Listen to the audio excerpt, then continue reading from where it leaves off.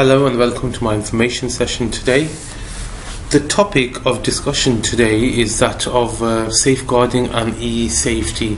Now this is an area that I've had a great deal of interest in over the last decade or so because of my IT background, but it's also an area which I feel hasn't had enough coverage from a teaching perspective at our school here, and that's something that I'm looking to address.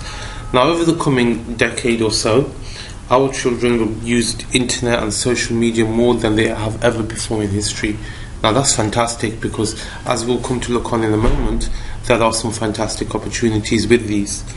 However, with everything good comes risks, and I think the risks are something that we are ill prepared on. Now before I get started, a couple of disclaimers from me if you like. Firstly, in my presentation I use a lot of facts and figures which are obtained either from America or the UK. Now that's because I couldn't get such statistics from here in Egypt. But don't let that put you off. That does not for one moment mean that such issues are not relevant here in Egypt, because believe me, they are. Disclaimer number 2. As Mr. Faisal pointed out earlier, I find it more easier to talk about such issues because I'm not a parent, but that doesn't for one moment mean that I'm not sensitive towards these issues, or the issues don't concern me as much as they do you, because believe me, they do.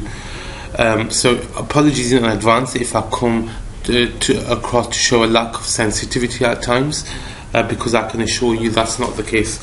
And finally, just because we are here today talking about e-safety and child protection doesn't for one moment mean that we have an issue in these areas here at Al Alsan. In the time I've been here, I can assure you that our record has been excellent. So please don't think that for one moment. I am purely here to raise awareness of these issues. Our directors expect this to be part of our curriculum, as do our accreditors. And you as parents have every right to know what we are doing when it comes to safeguarding your children and in the area of e-safety. So, what is it that I want you to take away from my presentation today? We'll obviously have a look at the pros and cons, though my presentation is to do with the risks associated with the internet. We will take a brief look at the advantages as well. I also want you to gain some sort of an understanding as to what we're doing here at school in the area of child protection and safeguarding, because over the last few years we've made great inroads. And finally, we'll go over some things that you can do at home to protect your child, to ensure your child is safe online. So if we start off by looking at some of the advantages with social media and the internet, and like I said, there are tons and tons of these. These are just a few that I came across from a student's perspective, but this, I'm sure there are loads and loads of advantages that you can probably think of right now. Ultimately it's where children feel most at ease. Me and you would probably feel comfortable as parents and as adults talking to each other face to face, because we grew up in an era where there was no internet. However, our children are internet experts. All they have ever known is the digital world, and for them it's their comfort, it's their way of staying connected with their friends, it's their way of making new friends. Now yes, there are dangers and risks associated with these. If we were to look at the advantages of the internet and social media from a schooling perspective, schooling would not be schooling as it is today if it wasn't for technology and the internet. There are masses and masses of advantages to the internet from a child's perspective, and also from a teacher's perspective. I mean, we use WhatsApp, we use Facebook as a means of communicating homework. You as parents use both, I'm pretty sure, and our children are regularly using social media sites to communicate online and to stay in touch with their friends. Now, it's no secret that young children today are spending more time on digital devices than they have ever before.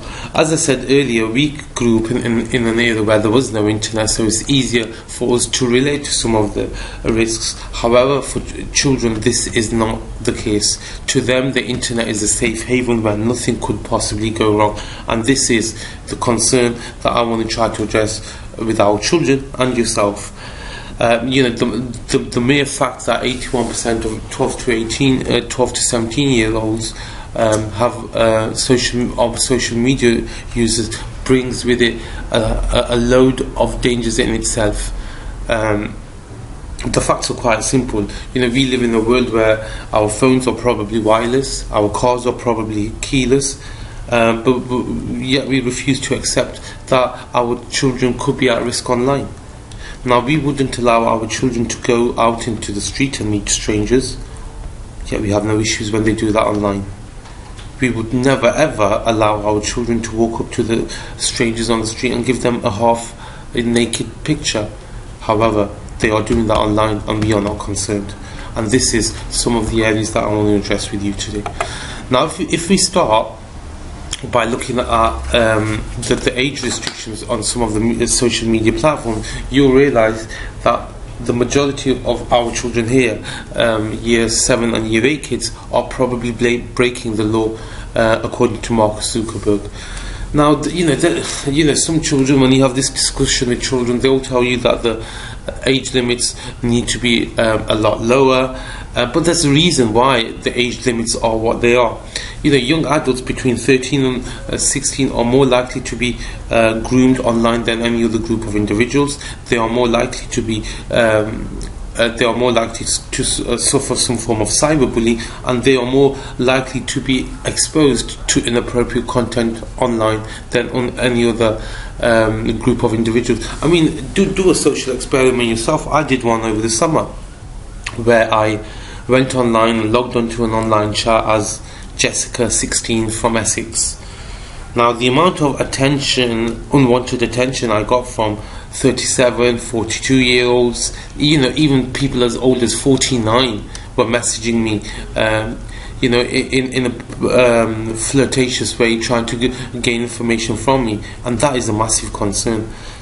Tell a young girl she's got gorgeous eyes, so she's got beautiful hair, and she's your best friend forever, regardless of whether you're 50 years old or regardless of whether she doesn't know who you are. And these are some of the reasons why there are such age restrictions on social media platforms. So, what are the risks associated with social media? Let's take a look at them. Now, I'm not going to go through everything what's on the slide here, but the challenge for us parents is the 3 C's, as I call them: content, contact, and conduct. How do we monitor what our children are looking at online? How do we know they're not being exposed to inappropriate content online? Who do we know? Are our children in contact with online? Because like my social experiment proved, young children being contacted by older men, is something that regularly happens in chats. And finally, how do we know our children are behaving online? How do we know they're not posting half-naked selfies online? Now, the top one on this slide here, online reputation, we'll look at that a bit more in a moment. But just some others on here. Too much personal information given online. We forget that. We forget the amount of information that is available to strangers via our Facebook and our social media platforms. We've got a habit of checking in everywhere we go. Our schools are advertised on Facebook, the area of residence, our friends, where we work, which college we went to or we go to, our friends. Now, somebody can use this data, put it all together, and they know exactly where you are, and that is, that is their way into abusing children. Illegal downloading also goes on. Fake user profiles. How do you check a profile is genuine or not? In the cyber world, the more friends you have on Facebook, the better you are, the more popular you are. It's seen as a trend to have loads and loads of friends. But again, our children do have habits of adding random people, and this is a risk that we need to be aware of. Being a teacher, I know that children, young children will always have inquiring minds. They will always click on things you tell them not to. They will always look at things you tell them not to. The challenge is to basically educate them of the dangers before they make that click, so they are educated about the risks, rather than learning from the risks the hard way, if you like. Moving on. I spoke briefly about online reputation earlier, but I want to look at that. We'll talk about that in a bit more detail now, because it is a risk we're probably not aware of. Even more so with children, as they have no awareness what they post online, can't be reversed. The amount of children that think that Facebook is secure and nobody outside of your friends group sees your Facebook profiles and your pictures and so on, that is so not the case. Can you be sure that every single one of your friends on your friends list has set their Facebook settings to private? Because if they haven't, that's a direct route into your profile.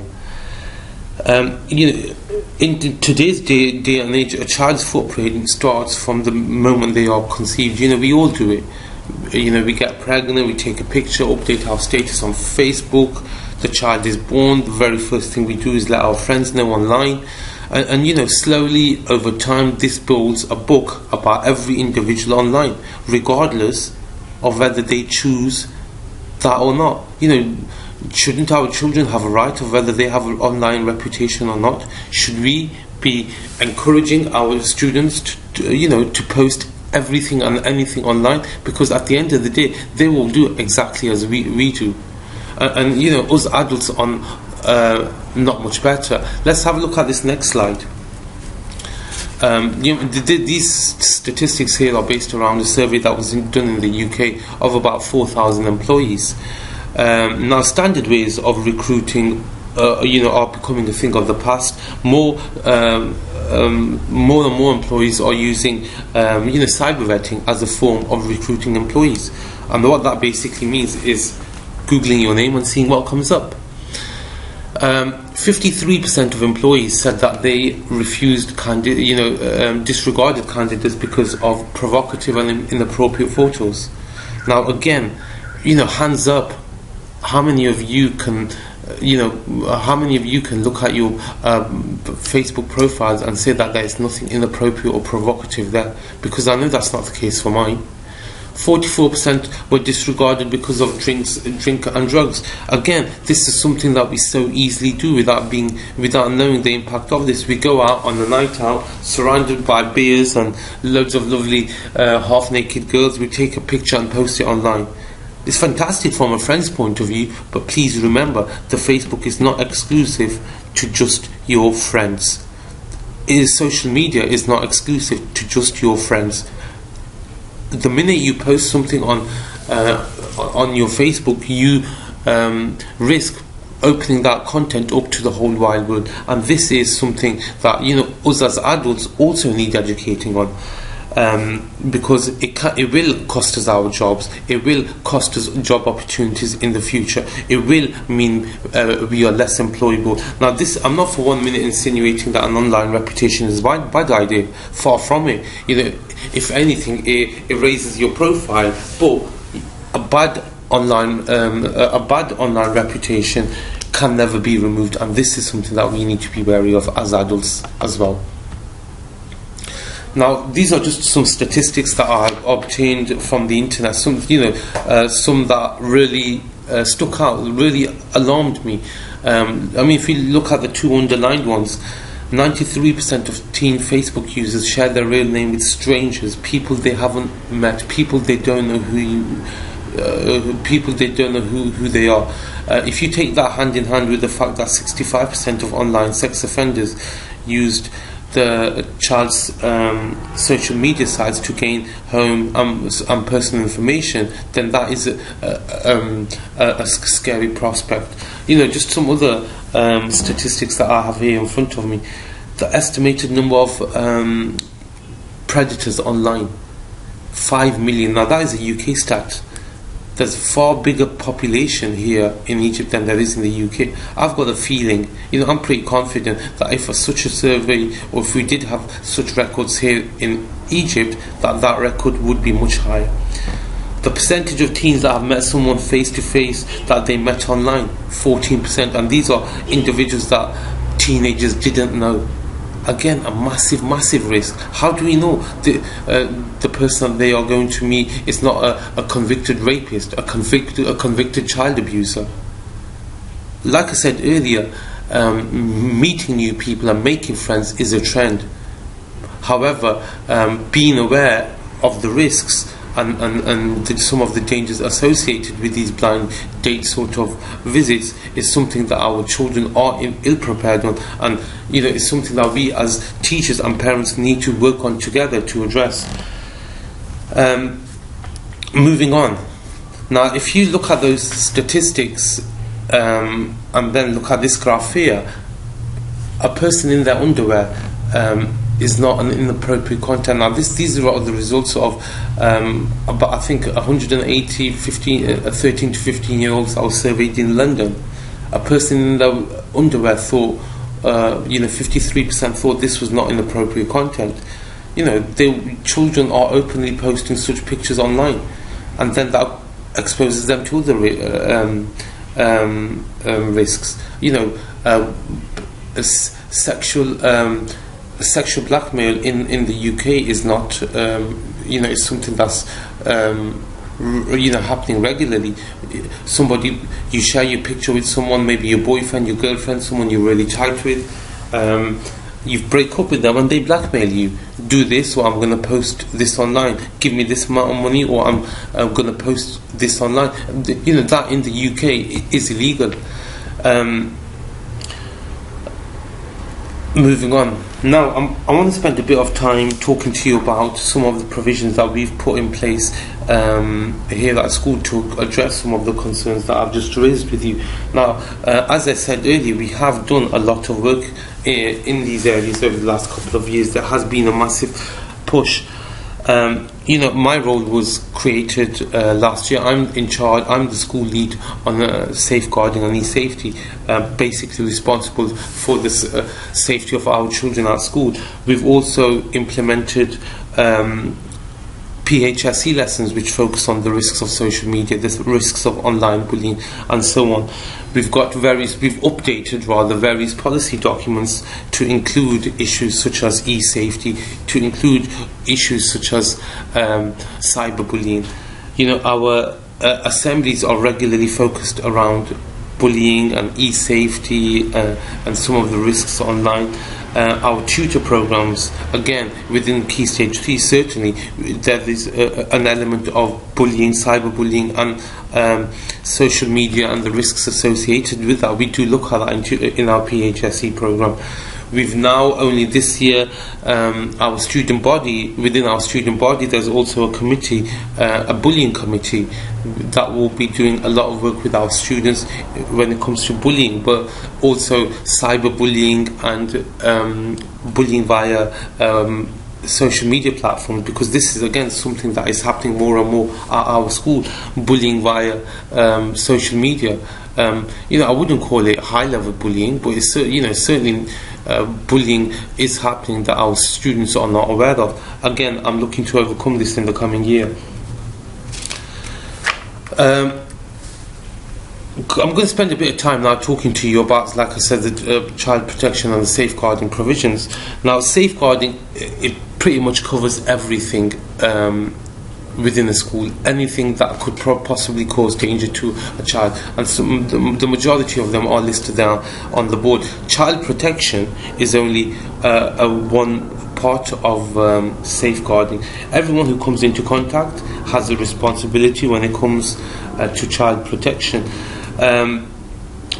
Safeguarding also covers the wider remit of health and safety, which is about preventing physical harm from the environment, access to buildings, and so on.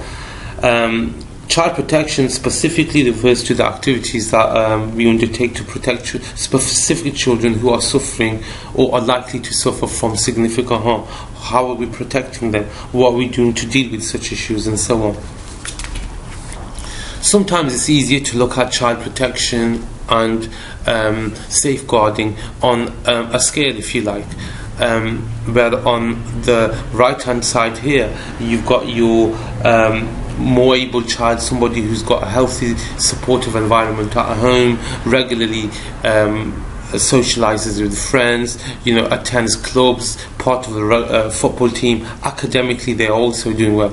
This side of the spectrum, you will, now if you think of a complete opposite child, so somebody who hasn't got a safe environment at home, someone who comes from a broken family, academically they are not meeting their targets, somebody who's isolated and struggles to make friends, this is somebody who would probably be in serious harm and in need of some form of child protection.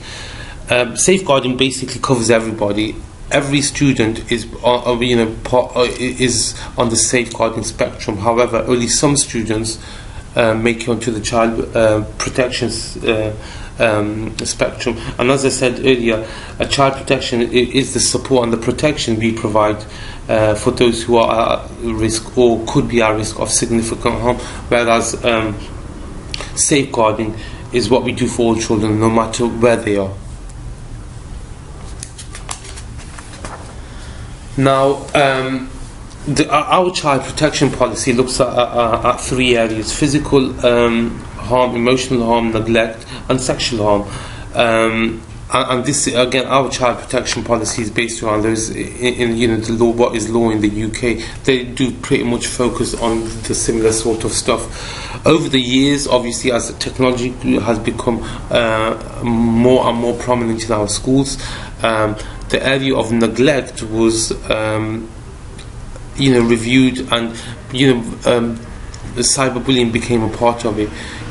I think our original safeguarding policy was derived over 7 years ago, and cyberbullying wasn't a part of it then, probably because cyberbullying wasn't an issue now.